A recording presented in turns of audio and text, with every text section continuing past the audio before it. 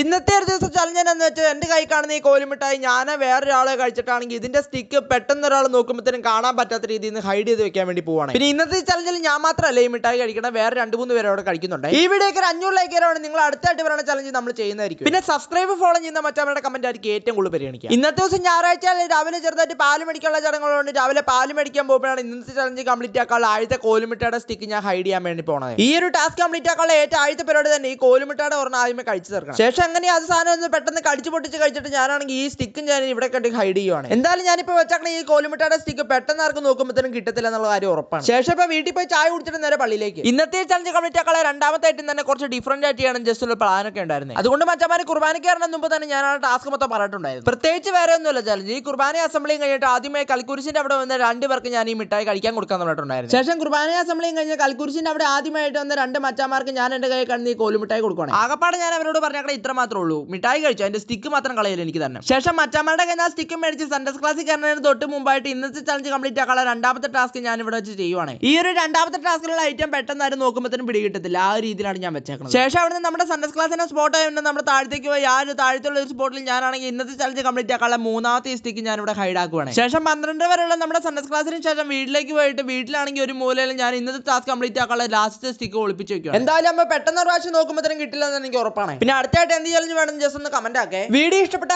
ഒരു സബ്സ്ക്രൈബ് ഒരു ഫോളോ ചെയ്ത് സപ്പോർട്ട് ആക്കിയൊക്കെ.